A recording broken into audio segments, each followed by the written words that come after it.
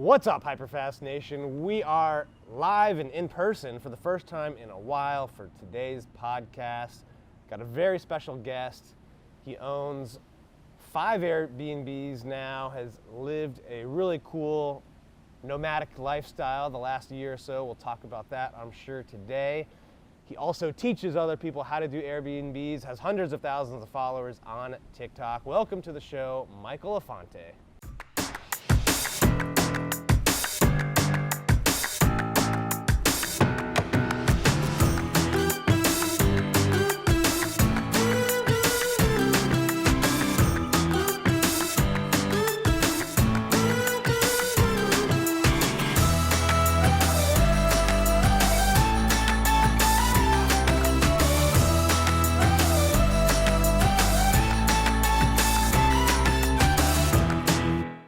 All right, welcome, Michael. How are you doing today? Doing well, man. Thanks so much for having me.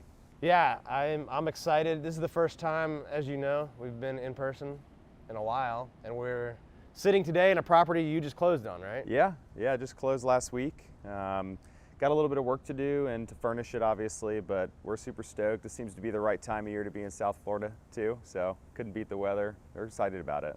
Yeah, great weather day today, of course, and I'm sure that's motivating you to get this fixed up and ready and on the market for people that want to come down to South Florida and vacation, right? Yeah, for sure. So speed is the name of the game. We want to make sure we do everything right, but the faster we get it up and running, because in busy season, it's pretty huge opportunity cost to not have it listed. So we're going to get everything up and running, but do everything we can to maximize the average daily rate and occupancy rate, of course. But yeah, speed's the name of the game.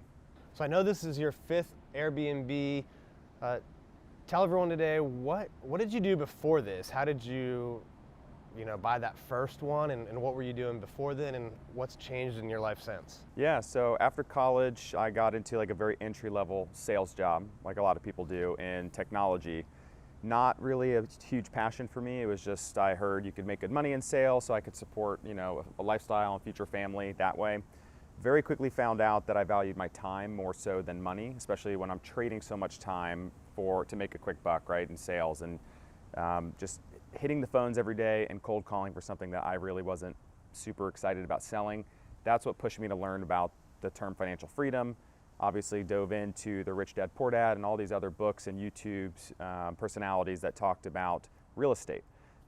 Eventually, fast forward a few years, my wife and I were saving up money for our first ever real estate investment, looked at the traditional single family home duplexes for long-term rentals. My neighbor worked for a property management company, and I started to learn more about short-term rentals.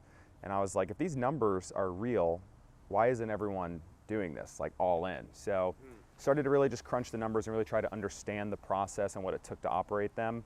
And once we figured that out, we just went all in, bought our first place with the money we had saved up from work. And I actually sold my truck, which was my dream truck that I bought 2 years prior, in order to have enough money to furnish it. So we were like all in, and then never looked back since. How did that first property do? Do you kind of remember the numbers on it and what it cost, what you had to put into it, what it made? Yeah, so it was a new build actually in Nashville, on the east side of town, which an area that's getting a lot of development now. But it was $495,000 was the purchase price, and we did a 15% down conventional investment loan. I think our interest rate was 4% or 4.5%, maybe a little higher actually, but we refied since then. The furniture, and we put in a mural. That was our catch for that property. Was Nashville has murals all over the city that there's literally hundreds of people lined up on a Saturday morning to take a photo and post it on Instagram. So that was the aha moment for me, was how can we bring that inside the house and create that experience? So we paid a mural artist, I think $2,500, to put a mural with big butterfly wings on it, and it was like life size, and it says Nashville above it. That's what sells that property. So people go there and charge a premium. A lot of it would take a photo in front of it. Exactly. Bachelorette parties. Nashville's one of the bachelorette capitals of the world. Special occasions, birthdays, things like that, family trips. People love to create the memory, and they'll pay extra for that. So I think between that and all the furniture, about 30 grand. So on top of the down payment, closing costs, we were all in right around 100 or 110 grand, if I recall. Okay. And the first couple months started to really ramp up with bookings. And then when the pandemic hit, we had a lot of cancellations and had to pivot to try and accommodate for longer stays. And we were still think only net negative cash flow for 2 months, all of 2020, and everything else was pretty decent. And then with 2021, it's just been booming with normal tourism coming back to Nashville. And the cash flow there on that first property, I mean, we've been averaging like $6K a month. $6K a month, so that's $72K a year. After all expenses, but that was the past like 6 months or so. So now that it's ramped up, we're at that level. I mean, that's insane numbers, right? If you're listening to this, it could go through the pandemic in a way, I guess, where it held on, right? You weren't bleeding money from it. So that's like worst possible scenario, right? Worst case scenario, we could long-term rent it, which we actually thought about doing a furnished rental. Right. But even then, I think the most we could charge in that area is like $4,000 a month is pushing it, and our net would still be like, I don't know, maybe $800 a month or something. Right, which is still good. Which is great. That's a great downside. Yeah, great downside for a long-term rental. But then when you look at the upside, it's just insane. 72K a year in 18 months, you could actually cash flow your complete investment up front. Right. Yeah, so your cash on cash return is insane. Ridiculous. I mean, my minimum is 25%, especially if I'm self-managing cash on cash for any short-term rental. But then if you get into different type of loan options, which we ended up doing, that's the beauty about Airbnb, is you could buy a vacation home that you want to use with your family. When you're not using it, you're allowed to rent it out. Right. As long as it's 50 miles away from your house, you could do a 10% down secondary home loan. And we've had our first mountain house at Gatlinburg, Tennessee, and we're getting over 100% cash on cash in the first 12 months that we've had that place, which is like insane to me, you know. And it's a place that we can use whenever we want, which is when did you buy that first one? How long ago was that? The first Nashville one? Yeah. That was I think we closed November of 2019. It's right before the pandemic. And then Yep. when did numbers 2, 3, 4 come into play? So number 2 came actually, we were under contract in March when the first COVID case came to the US. Okay. And the lenders kind of changed their terms on us. We ended up having to come out of pocket a little more for the down payment. We actually liquidated my 401k and my wife's IRA to fund that entire thing. And that one was more turnkey, it was fully furnished. People told us we were crazy when we did it, but we still were cash flow positive every month we ever had that, even during the pandemic. And then that little 2-bedroom condo in downtown Nashville has been cash flowing around $6K a month as well, which is pretty wild. So it's just crazy to see some of this stuff come to fruition. But yeah, the upside with short-term rentals is wild. So number 3, fast forward, that was in March 2020. Fast forward to, let's call it September, October, we put in an offer on our first mountain property, because what we saw in trends in the US was people flooding to mountains, beaches, and lakes because they still wanted to get out of the house. They're all locked up and cooped up inside. So the occupancy rate and average daily rates was through the roof in these different locations. And Gatlinburg's Pigeon Forge area is honestly probably one of the biggest and strongest vacation rental markets in the country, and it has been for decades.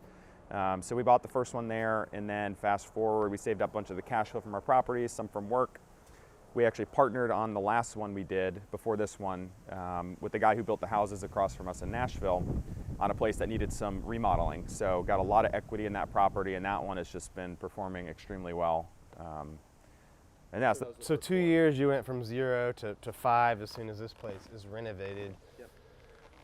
All doing thousands of dollars a month in cash flow. And I know just from watching you on TikTok, you and your wife have lived this nomadic lifestyle, right? So you're not, because I think sometimes people think about Airbnbs like, oh, how do I manage it? Or do I have to always be there? And it's too much work, right? But you leave for months at a time without even being near the area where your homes are, right? Yeah. Yeah, initially we thought if we were going to self-manage, it should be close by. We quickly realized that with technology and software development on all these cool different apps and websites to help property owners self-manage without paying the traditional 30+% of a property management fee, which isn't unusual for PMs to charge for short-term rentals, but now you can have keyless entry, you can send automated messaging to guests, you can automate your calendar syncing with your cleaners.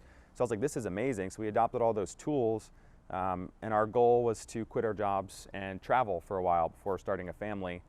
So we packed up, rented our primary home out in Nashville as a long-term rental because it wasn't zoned for short-term rental, and moved into a camper van, a converted camper van, and we've been traveling for over 6 months. Been to over like 20 national parks, just hiking and just kind of enjoying life. And some of the areas we didn't really have great service, so that was a little risky at times, but we were still able to do everything we need to do right from our phones for the rentals. Hold that thought for a second. Do you struggle with how to scale your real estate business without trading your most valuable asset, your time, for money? If so, Carrie and I want to help you.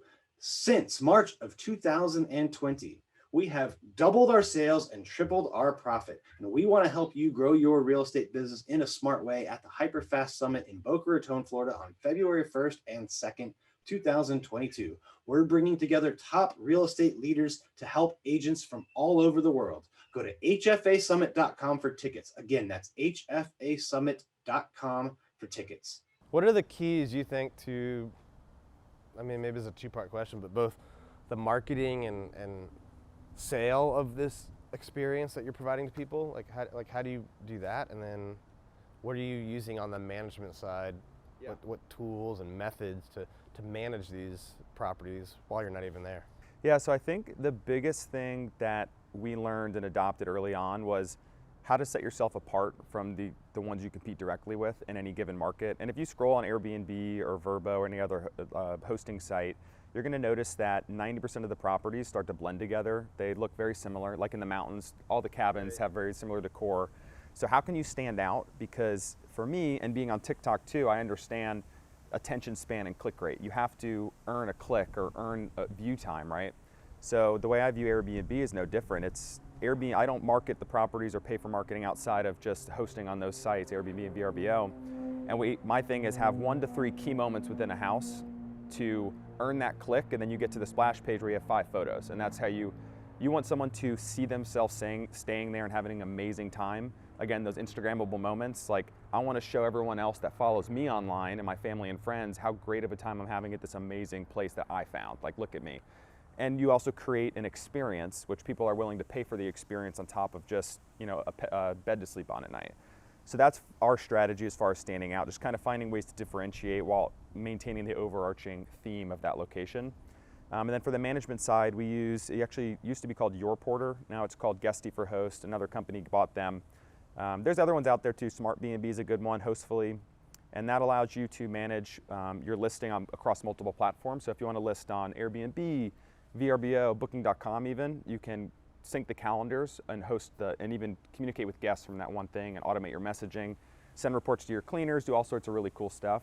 And then for pricing, we use a tool called Price Labs, and that actually pulls market data for when there's high demand dates, and it will, based on your customizations you put in, it'll raise your prices or lower them for you based on the demand they see to help you capture more money on those busy days and help you capture bookings where you might ordinarily be priced out. So those are the 2 main tools. Have you used any of the kind of plug and play websites so you can list all of your places on one spot, like outside of the normal kind of platforms, or are you just strictly, on Vrbo and Airbnb? And Yeah, so right now we're strictly on those platforms. Actually, what's cool about Guesty for Hosts is that you can build your own hosting site directly through there. It takes like 5 minutes to build it, which is cool. So, and that'll sync with the other platforms as well. So taking direct bookings is something we have interest in, but right now it's just so convenient. And when people think book a place now, they think Airbnb. They don't think Google for a property management or individual website.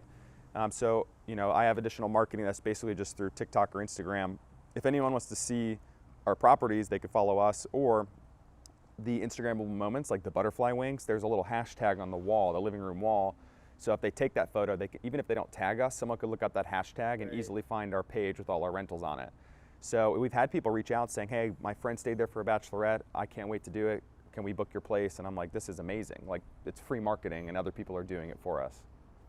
Yeah, you should partner with a local photographer and have them come over to take the picture in front of the mural. That's smart. And now, if I understand, you are teaching other people how to do this, correct?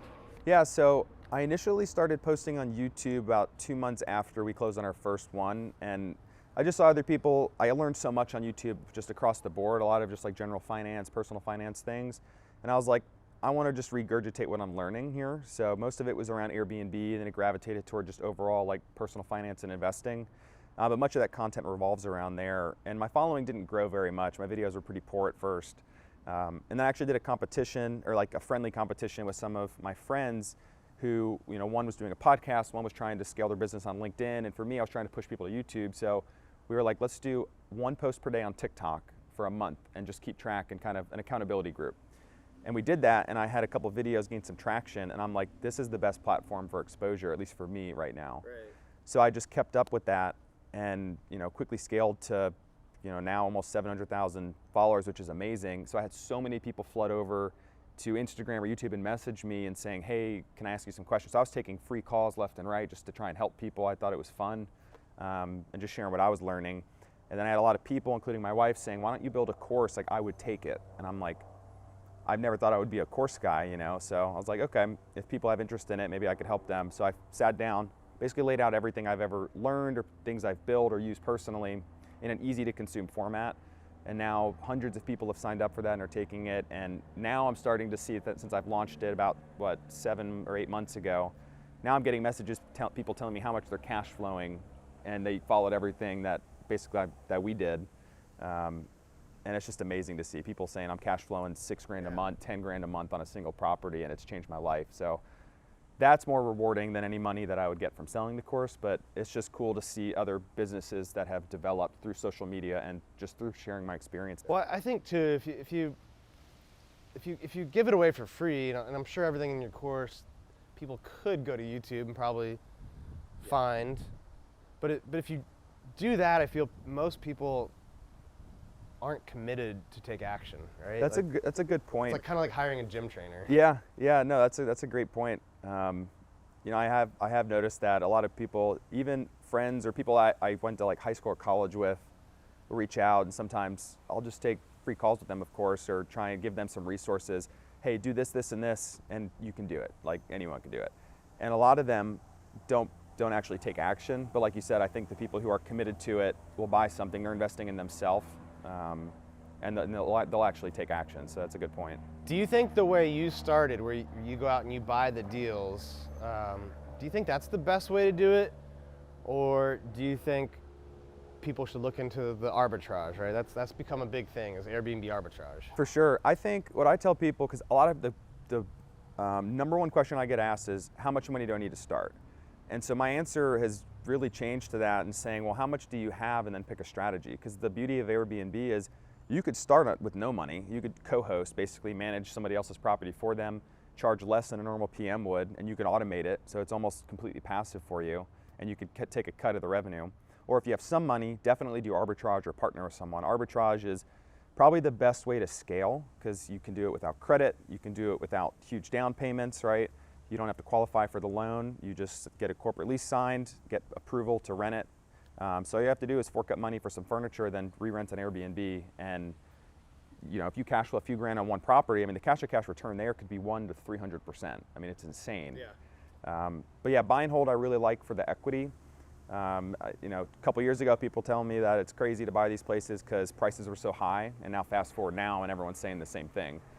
So I don't know if real estate's going to continue to rise, if it levels out, if it goes down. I still like the equity now, because as prices go up, you can tap into that equity, which I'm about to do for several of our properties that have gained value and appreciation, to fund the purchase of more properties. So I think it's really start with what budget you have and then pick a strategy from there. But I think arbitrage is definitely the thing everyone should look at, as far as if you want to reach financial freedom in the next 1 year. I think anybody could do it through arbitrage. Yeah, I don't think there's a wrong answer to that in reality. Yeah. Like, all three of those strategies could work. Like the $100,000 you used to buy your first deal, you could do arbitrage with that and probably do probably 10 deals, right? Or maybe for sure. 15 even, and you don't get the equity. You could get kicked out of the lease after a year or two, so there's some disadvantages, of course. I think the prices are going to go up, just because I'm in the builder development world, and we can't meet the demand right now. Like, we just haven't built enough houses. I've been saying this a lot. 05, 06, 07, we built more houses and apartments every year than we needed, and every year since we've built less. Last year was I want to say 2 million less than we needed, and that was before the supply chain issues. That was now you can't get appliances, you can't get lumber, you can't get wood, and even if you can get them, the prices are up, and lead times are much longer. So there's a lot of builders who, even though they're making good money, they're tired of the frustration, and they're building less next year, even though they're making a lot of money. So, hey, that's a great thought. But let me get to this question that I just got from one of my followers right to my phone. By the way, did you know you can text me at 703-215-1684? This is a new thing I've rolled out. I'm letting my listeners and people that subscribe and follow me on social media connect with me directly to my phone on text message. It's me answering them and responding. You can ask me anything about real estate, investing, business, whatever. Just text 703-215-1684 and I will respond to you. That's got to take, I think, years, right, for the supply to kind of catch up with the demand, I would think.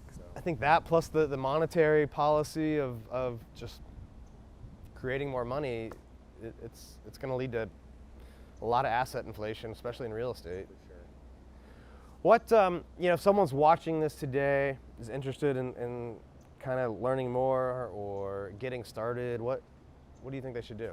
I think the first thing anyone should do is seek free information and network. I always encourage that before spending your money on any type of course. Even though I think mine is great, I would still encourage you to go watch either my YouTube, or there's a bunch of other great YouTubers out there that share a lot of free information, even on TikTok or Instagram. And I think you can gather a lot to at least make a conscious decision or effort on which strategy you want to start with. And then if you want that, a blueprint or a handheld experience, then go for, I think, a course. I think it helps avoid certain mistakes and maybe help, scale faster and maybe get a higher cash flow or cash on cash return than you would if you were just doing it on your own. Because like anybody, right, I learned a lot as we went along, but there were certain things I probably would have done differently if I had the knowledge I had now then. So I think number one, seek free information, network, learn from people as much as you can, and then just take action. Awesome. How big do you intend to scale this? I know you're at 5 now. Are you planning on getting to 10 or 50 or 100 or? Yeah, what's next? It's a great question. I get asked that a lot. I think, we have obviously goals. My wife and I have like monetary goals as far as what we want to scale our cash flow to. It's not so much the number of properties. Right. Right now with our 4, we're around 30 grand a month in cash flow. It's usually a little more. With this one, we should be around 40, maybe a little higher most months. So I think we'd like to scale to $1 million a year in cash flow alone, and then figure out, do we want to continue to like scale with single family homes? Obviously, I want to scale my coaching business as well, just to help other people do it. But the crazy thing about that is it's only like, probably for most people, 10 to 15 homes at price points between 500 and $1 million could get you to $1 million in yearly cash flow. Yeah. If you think about just you your get larger numbers. properties. I mean, like our bigger properties are cash flowing, 2 of them at least are cash flowing over 10 grand a month on average, which is crazy. And this one will cash flow 10 to 15K a month. And to get that, just because I know there's a lot of multifamily guys out there, to get that on a multifamily, they're selling these nice multifamilies now at like 4% cap rates. So, wow. Like that's what, 25? Is that 25 million that you'd have to own outright? I believe to. It's crazy. I always tell people to get to $1 million in cash flow a year. Literally one short-term rental could set you financially free. Yeah. If you get in the right deal, a larger property, even if it's an arbitrage, you could do a higher-end luxury arbitrage deal, where you still might have to come out of pocket 15 or 30 grand on like nice furniture if it's a bigger place. But that one place, without even owning it, you could cash flow probably like 8 to 10 grand a month, which is insane because you're not going to see that. And that's what got me so excited about short-term rentals is you can't get that in any other form of real estate investment unless you're doing like house flipping or just wholesaling, which that takes a lot of consistent effort and hard work. So for me, I want it, while this isn't 100% passive, you can still automate so much of it where it's still mostly passive. And at some point, we'll probably pay a property manager or hire someone to manage it for us just through my S Corp. But right. For now, why fork up 20 to 30% of, hundreds of thousands of dollars a year to something that we could do in 1 to 2 hours a week? No, the cash flow is amazing. The opportunity is amazing. I hope more people take advantage of it. I always like to end the podcast with a HyperFast round, if you're ready for some Sure. rapid fire questions Yeah. and answers. What's your biggest piece of advice to a new real estate investor?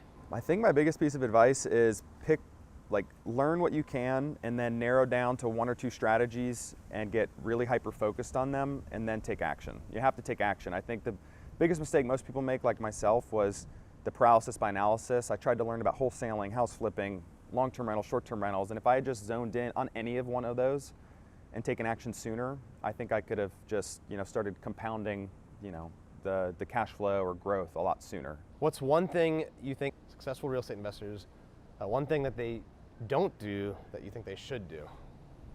Short-term rentals. Short-term rentals.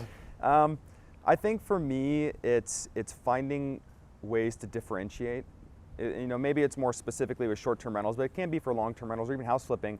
If you could differentiate from your direct competitors in any one or two key ways, your profit margin, your cash flow, your cash-to-cash return is going to take a large jump, and especially in short-term rentals, because if you can get a higher booking rate at a higher average daily rate just because you have one or two key things about that house that everyone wants to book versus all the other ones, that's going to take you from an $80K a year property to 100 to 125K a year property. So I think just finding one or two key ways to differentiate, regardless what you're doing as far as investing. Yeah, it's a good point. A lot of agents, investors, they don't step back, I think, and kind of create that overall strategy up front. So really good point. Biggest challenge you've faced in business, and how did you overcome it? Definitely with COVID, I think, and we were fortunate where we just had the one property at the time, but just learning to pivot. I think as I guess at the time, a small business owner, because I was still an employee at a company, was just and I think any entrepreneur needs to learn how to pivot, because it's not going to be butterflies and rainbows 100% of the time. When it's going great, it's going like amazing. But if something like that, like with COVID, travel, that was probably the worst stop in the travel industry and hospitality ever. And so figuring out a way to pivot to where you could still cash flow, pivoting to like traveling nurses or construction workers that still had to work, maybe away from home. But you can apply that to anything. It's just you have to be able to pivot and not be super stagnant in one area. So you got to be open-minded about those things. If you were starting over today and you couldn't take your money, your reputation, your Rolodex with you, you could only take what you've learned from doing this now for several years, what would be the first thing you'd do? First thing I would do is save up money for the first rental arbitrage deal. And then I would try to co-host for other people once I had experience doing that, and I would try to scale to 5 to 10 arbitrage properties and then start taking that cash flow and moving it into buy and hold properties. I think because I think anybody can do that, and it doesn't take much to get started there, and it's the fastest way to scale, I think.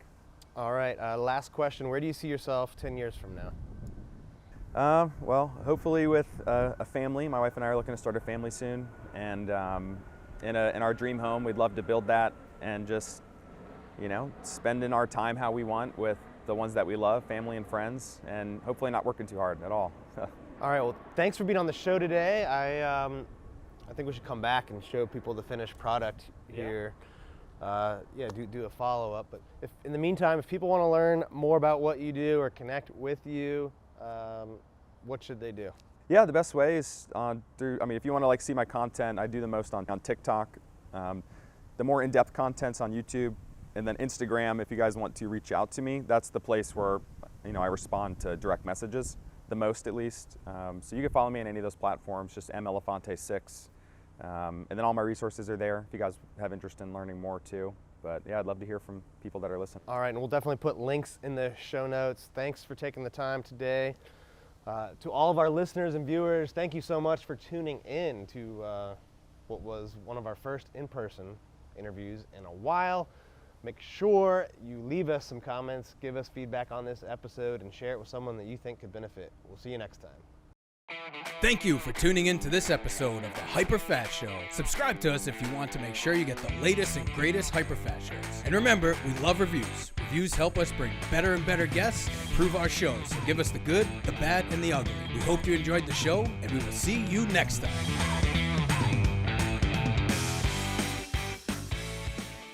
Hey guys, thanks for sticking around to the end. I hope you enjoyed that video, and if you want to see more, click right here. And if you want 100 real estate tips from my best-selling book, click right here to download them instantly. And if you're new to this channel, click below to subscribe and turn on post notifications so you don't miss out. And leave some comments about what you think on the videos.